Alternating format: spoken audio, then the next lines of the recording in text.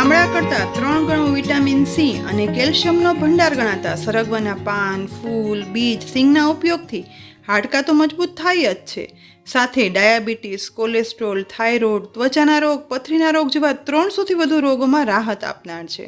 પણ માર્ચથી મે મહિના સુધી વધારે આવતા સરગવાની શીંગનું શાક, કઢી કે સૂપ બનાવી આપણે ખાતા હોય છે.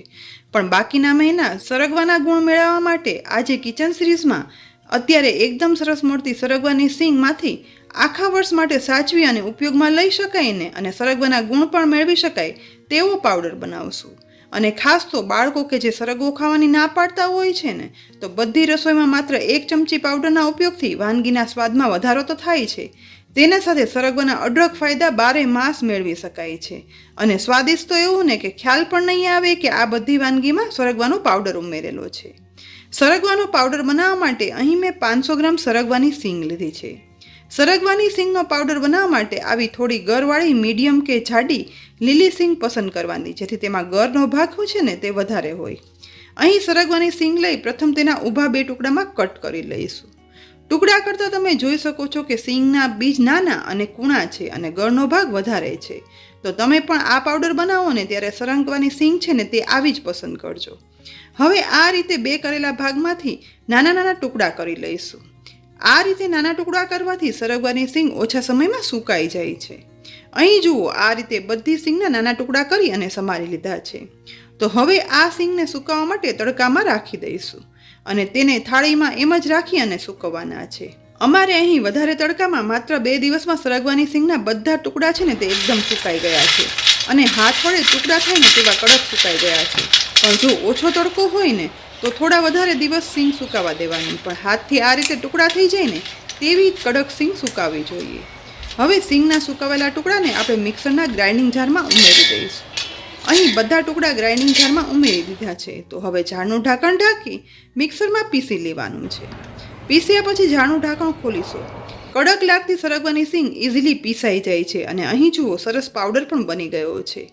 હવે આ પાવડરને ચાળી લઈશું, જેના માટે એક પહોળા બાઉલમાં ગળણી કે ચાળણી રાખી બધો પાવડર તેમાં ઉમેરી દઈશું અને ત્યાર પછી ચાળી લઈશું.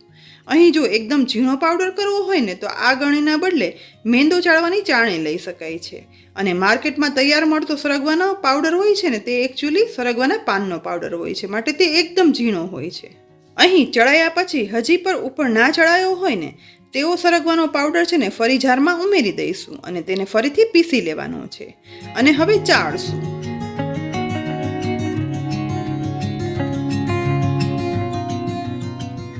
હવે પાવડર બની અને તૈયાર થઈ ગયો છે.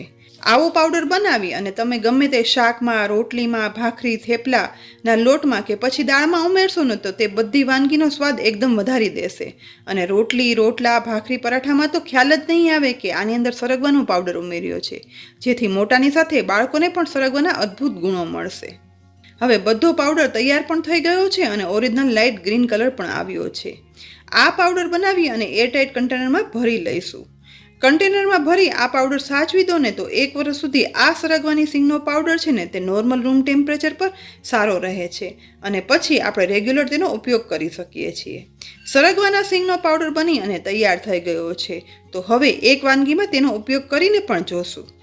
આજે મેં ઘરમાં સાઉથ ઇન્ડિયન ઉત્તપમ બનાવ્યા છે અને ઉત્તપમ બન્યા હોય ને તો સાંભાર તો હોય જ, પણ સાંભારનો સ્વાદ સરગવાની શીંગ વગર અધૂરો કહેવાય.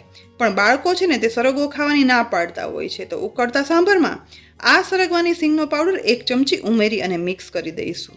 તો સાંભારમાં સરગવાનો સ્વાદ પણ આવી જશે. જુઓ, અહીં મેં સરગવાનો પાવડર ઉમેરી બનાવેલા સાંભાર સાથે આજે ગરમા ગરમ ઉત્તપમ પીરસ્યો છે. તો ફક્ત આમાં જ નહીં પણ સરગવાની શીંગનો પાવડર લોટમાં, શાકમાં, ટિક્કી, ચીલા, પુડલા જે પણ બનાવો ને તેમાં ઉમેરી શકો છો. તો ફ્રેન્ડ્સ, આજે ઘરમાં ઉપયોગી થાય ને તેવી સરગવાના શીંગનો પાવડર બનાવી આખું વર્ષ સાચવી શકાય તેની રેસીપી શેર કરી છે. તો આ સરગવાની શીંગનો પાવડર બનાવી તમારા કિચનમાં જરૂરથી તેને સ્થાન આપજો અને તેના અદ્ભુત ગુણ મેળવજો. અને રેસીપી જો ખરેખર ઉપયોગી લાગી હોય ને તો લાઈક કરી અને શેર કરજો. અને આવી અનેક ઉપયોગી રેસીપી જોવા માટે અમારી ચેનલને સબસ્ક્રાઈબ કરી લેજો. સાથે સાથે સોશિયલ મીડિયા ઉપર આ બધી રેસીપી જોવા માટે અમારા ફેસબુક પેજને પણ લાઈક કરી અને ફોલો કરજો. ફરી મળશું એક આવી જ ઉપયોગી રેસીપી સાથે. ત્યાં સુધી આવજો.